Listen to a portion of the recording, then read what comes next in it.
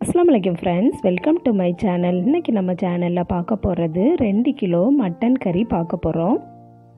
அதுக்கு தேவையான இன்க்ரீடியன்ட்ஸ், அதுக்கு நான் தேங்காய் எடுத்து வச்சுருக்கேன். அதுக்கப்புறம் சோம்பு, சீரகம், கசகசா, அண்டித்தூள், அதுக்கப்புறம் நான் ஸ்பைசஸ் கொஞ்சம் போட்டிருக்கேன்.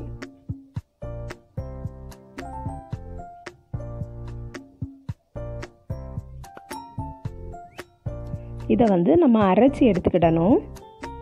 அதுக்கப்புறம் ஆனியன் எடுத்து வச்சுருக்கேன். நான் ஆனியன் 1.5 kg எடுத்து வச்சுருக்கேன். அதுக்கப்புறம் டொமேட்டோ நான் 350 கிராம் எடுத்து வச்சுருக்கேன். மசாலா பொடி 125 கிராம் எடுத்து வச்சுருக்கேன். அதுக்கப்புறம் ஸ்பைசஸும் எடுத்து வச்சுருக்கேன். அதுக்கப்புறம் மல்லி, புதினா, ரம்ப இலை, அதுக்கப்புறம் 2 kg மட்டன் நல்லா வாஷ் பண்ணி வச்சுருக்கேன். 2 kgயை விட அதிகமாக தான் எடுத்து வச்சுருக்கேன். அதுக்கப்புறம் ஸ்பைசஸ்லாம் போட்டுக்கலாம். ஆயிலில் நான் ஆயில் ரொம்ப ஆட் பண்ணலை, ஏன்னா மட்டன்னால் நமக்கு அதிலையே கொழுப்பு வரும். ஸ்பைசஸ் ஆட் பண்ணிவிட்டு நம்ம ஆனியன் ஆட் பண்ணிக்கலாம். அவ்வளோ ஆனியனுமே போட்டுட்டேன். அதுக்கப்புறம் சால்ட் ஆட் பண்ணி நல்லா வதக்கிடலாம். அதுக்கப்புறம் ஜிஞ்சர் கார்லிக் பேஸ்ட், இதுவும் ஒரு 50 கிராம் அளவு போட்டிருக்கேன். இந்த அளவு கூட குறைய போட்டுக்கலாம், ஒன்றும் பிரச்சனை இல்லை. நம்ம எடுத்து வச்சுருக்க டொமேட்டோவும் ஆட் பண்ணிடலாம். Green chilli 5 or 6 pieces. அதுக்கப்புறம் நம்ம எடுத்து வச்சுருந்த மல்லி, புதினாவும் ஆட் பண்ணிடலாம்.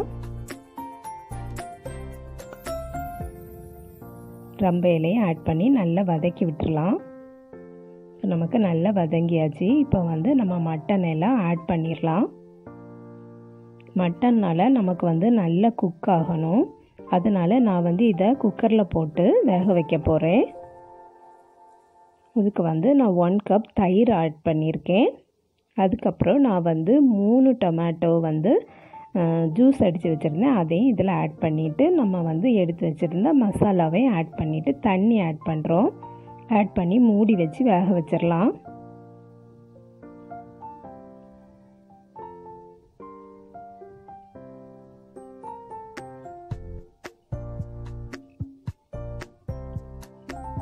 வேக வச்சு எடுத்தாச்சு. நமக்கு அந்த ஆயிலெலாம் நல்லா பிரிஞ்சு வந்திருக்கு, கொழுப்புலாம்.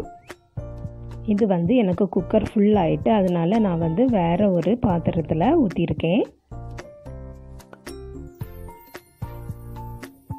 இப்போ நம்ம தேங்காய் போட்டு அரைச்சி வச்ச விழுதையும் இதில் ஆட் பண்ணிடலாம்.